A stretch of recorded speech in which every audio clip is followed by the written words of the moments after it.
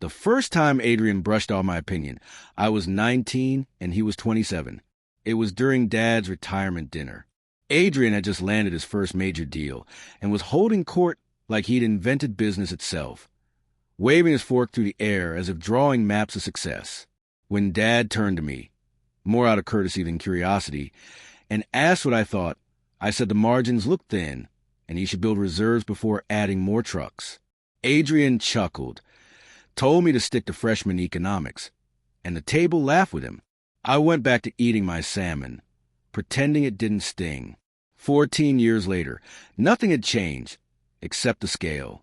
Adrian was 41 now, the proud owner of Arklon Logistics, a self-proclaimed $400 million powerhouse, operating in a dozen states with hundreds of employees. He loved dropping his corner office view into conversation, like a medal. I was 33, running a consulting firm in Seattle. Small but solid, 6 employees, good returns. That was the public version. The truth was different. By 25, I'd already made over $10 million through early tech investments. By 30, I had built a quiet fortune. No press, no noise. 8 years ago, when Adrian's overreach nearly destroyed Arklon, a group of investors saved him with a $180 million injection. Through a web of companies and my financial advisor, Victor Hahn, that group was me. I owned 51%. No board seat, no name on any paper, just a steady 12% return and complete invisibility. Tonight, 18 relatives crowded Adrian's lavish Bellevue home. He stood in front of them like a king announcing a conquest. "We've received acquisition offers," he said, "valuations between $850 and $1.1 billion. The room erupted in cheers. I ran the numbers in my head. After liabilities, his real take-home would be nowhere near what he thought. He looked straight at me, fishing for admiration. I raised my glass, smiled, and stepped outside, called Victor. "Start my withdrawal," I said. "Tonight." Victor didn't even sound surprised. "Once we file, he'll have 7 days to respond.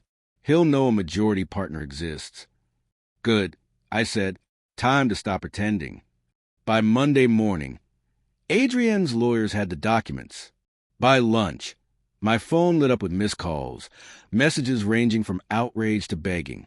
I replied only once, Wednesday, 10 a.m. "My office. The silent partner will attend." He arrived early, expecting a glossy boardroom. Instead, he found my small office and an espresso machine humming in the corner.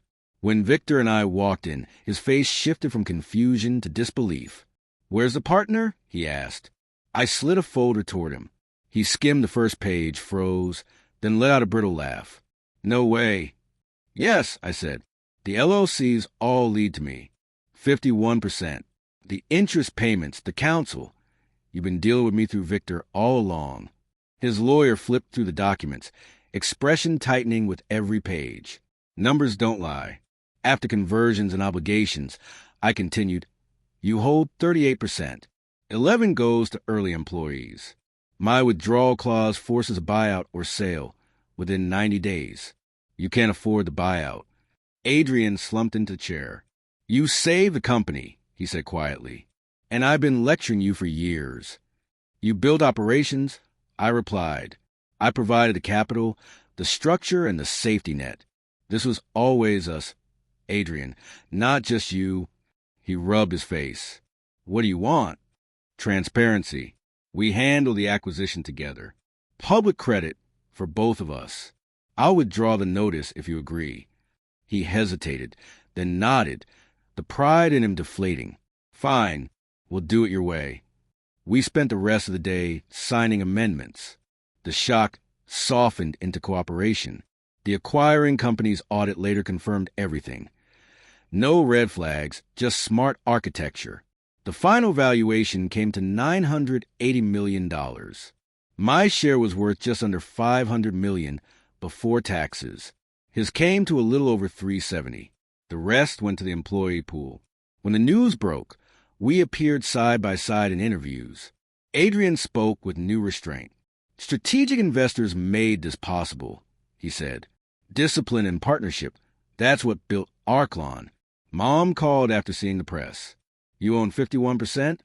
Yes, I said. How? Quiet work. Patience. There was a pause. Then she said softly, Your father wants to talk. Dad came on the line. I'm sorry, he said. I saw what I wanted to see. So, did I told him. A few weeks later, Adrian asked to meet one last time before we closed the sale. Standing by my office window, he looked smaller than he ever had. I've treated you terribly, he said. You've dismissed me. I corrected. Cruelty requires intent. He gave a tired laugh. Thank you for not ruining me.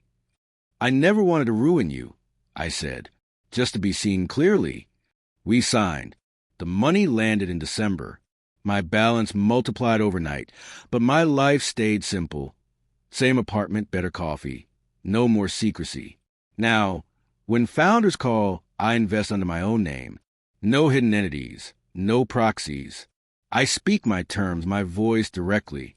At the next family dinner, Adrian raised a glass. To the partner who built the ground I walked on, he said. I lifted mine.